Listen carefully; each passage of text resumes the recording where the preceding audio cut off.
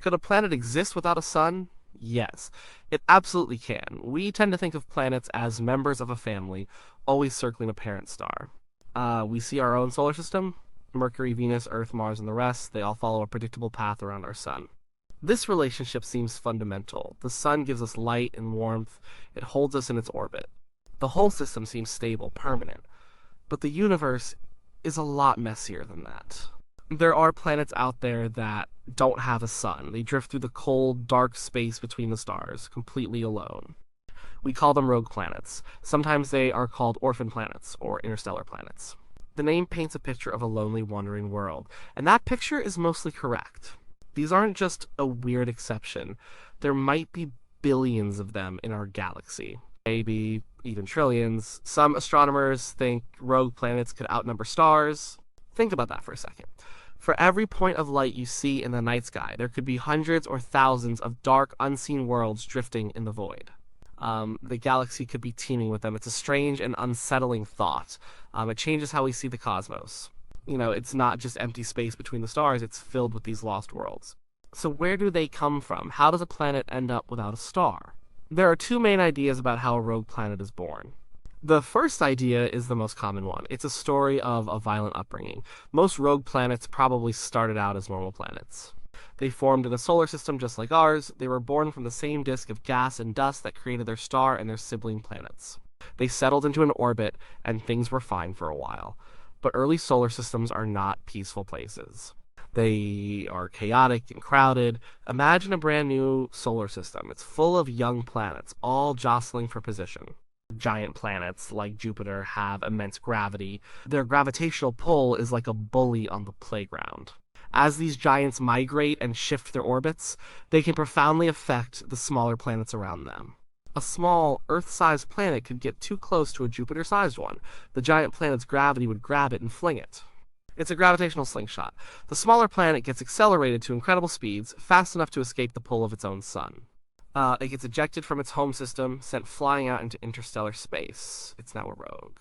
This can happen in other ways too. Maybe two planets have a close encounter. Their gravity interacts in just the right way to throw one of them out of the system. Or maybe another star passes too close to the solar system. The gravity from the visiting star could disrupt the orbits of all the planets, tearing one or more of them away from their sun. The birth of a rogue planet is often a violent, chaotic event. It's a planet that lost a gravitational tug-of-war. Our own solar system probably threw out a planet or two in its early days. Computer models show it's quite likely. We might have had a fifth giant planet beyond Neptune that got too close to Jupiter or Saturn and was kicked out into the galaxy. It's a strange thought. We might have a long-lost sibling out there wandering the darkness. The second idea for how rogue planets form is different. It suggests that some of them were never part of a solar system at all. They formed all by themselves, out in the middle of nowhere. Stars form when a huge cloud of gas and dust collapses under its own gravity. The cloud gets denser and hotter in the center until nuclear fusion ignites. That's a star. But what if the cloud of gas is much smaller? What if it doesn't have enough mass to start fusion? The cloud can still collapse, it can still form a round, planet-sized object, but it will never light up. It just cools and becomes a dark ball of gas and rock. This is basically a failed star.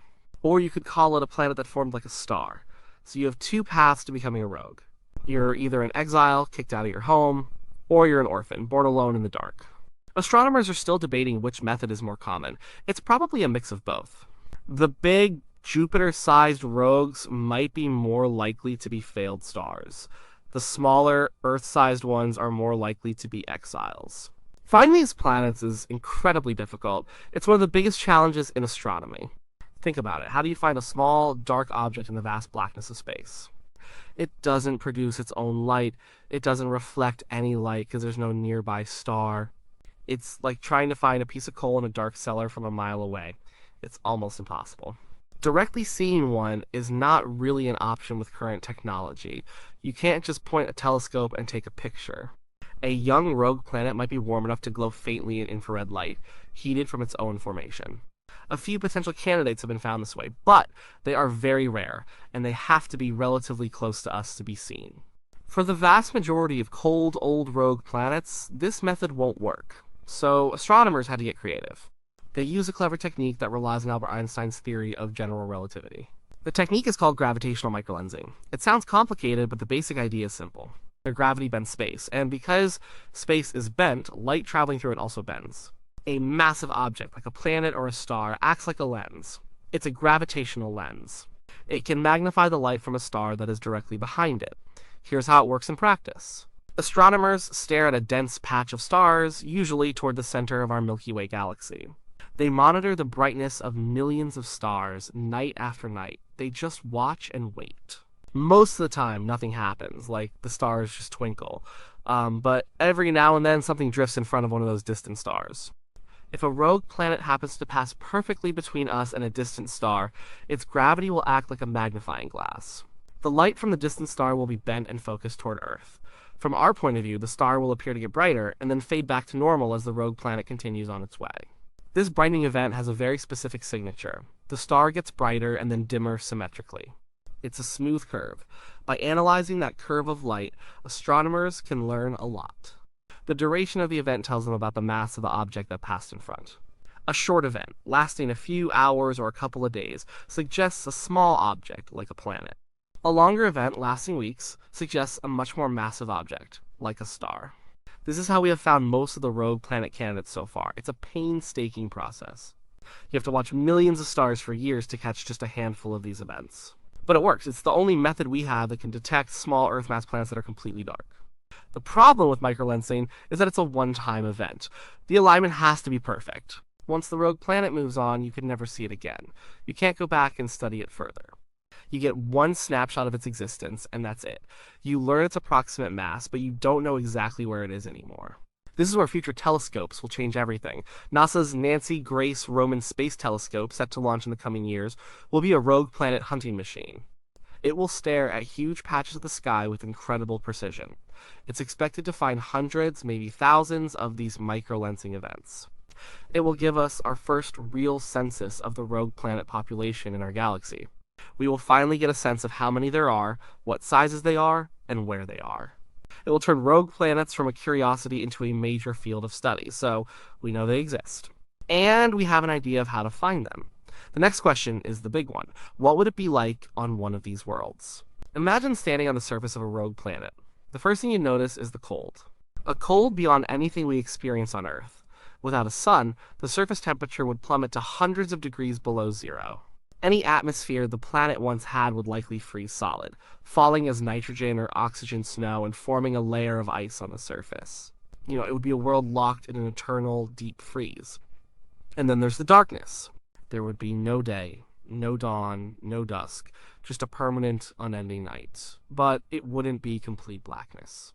The sky would be spectacular. With no sun to wash it out and no atmosphere to blur the view, the stars would be incredibly sharp and bright. The Milky Way would stretch across the sky not as a faint milky band, but as a brilliant, detailed river of light. You'd see nebulae and star clusters with your naked eye. The view would be breathtaking.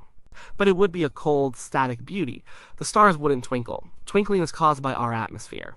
On an airless rogue, the stars would be hard, unwavering points of light. There would be no sunrises or sunsets. No seasons, no year. Time would be measured differently. The only thing breaking the monotony might be the occasional passage through a glowing nebula, which would bathe the landscape in a faint, ghostly light for a few million years before the planet drifted back into darkness. It sounds like a dead, hostile place, and on the surface, it probably is. But that might not be the whole story. The most interesting part of a rogue planet might be deep beneath its frozen surface. A planet doesn't just get heat from a star, it can generate its own heat from the inside. This is called geothermal energy. On Earth, this heat comes from two main sources. First, there's leftover heat from when the planet formed. Second, and more importantly, there's heat generated by the radioactive decay of elements like uranium, thorium, and potassium in the planet's core and mantle. This process is slow, but it's constant. It has been warming our planet from the inside for billions of years. A rogue planet, especially a large rocky one like Earth, would have this same internal furnace. It would be producing its own heat. On the surface, that heat would radiate away into space, and the ground would still be frozen solid. But if the planet is large enough and has a thick insulating layer on top, that heat could be trapped below. Now, imagine a rogue planet that has a lot of water. On the surface, that water would be a shell of ice, miles and miles thick. This ice shell would be a perfect insulator. It would protect whatever is underneath from the extreme cold of space. Meanwhile, the heat from the planet's core would be rising up from below. What happens when you have a source of heat underneath a thick layer of ice? The ice at the bottom melts. This could create a vast global ocean of liquid water hidden beneath the frozen crust, a subsurface ocean. This is not just a wild science fiction idea, we see examples of it in our own solar system. And Jupiter's moon Europa and Saturn's moon Enceladus are both covered in a thick shell of ice.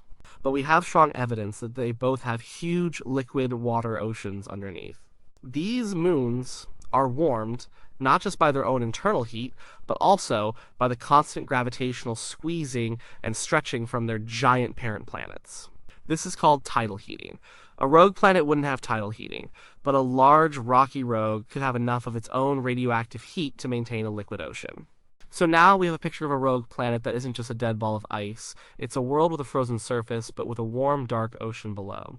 An ocean that could have existed in a stable condition for billions of years. And where there is liquid water and a stable energy source, a new question arises. Could there be life? Life on a rogue planet would be unlike anything we know on the surface of Earth. There's no sunlight, so photosynthesis is impossible. The entire food chain on Earth's surface is based on plants and other organisms that convert sunlight into energy. That whole system wouldn't exist on a rogue planet. But we know of another way to build a food chain. Here on Earth, in the deepest parts of our oceans, far from the reach of the sun, there are entire ecosystems thriving around hydrothermal vents. These are cracks in the ocean floor where hot, mineral-rich water from the Earth's interior gushes out. Instead of photosynthesis, the life here uses chemosynthesis. Microbes at the bottom of the food chain get their energy not from light, but from chemical reactions.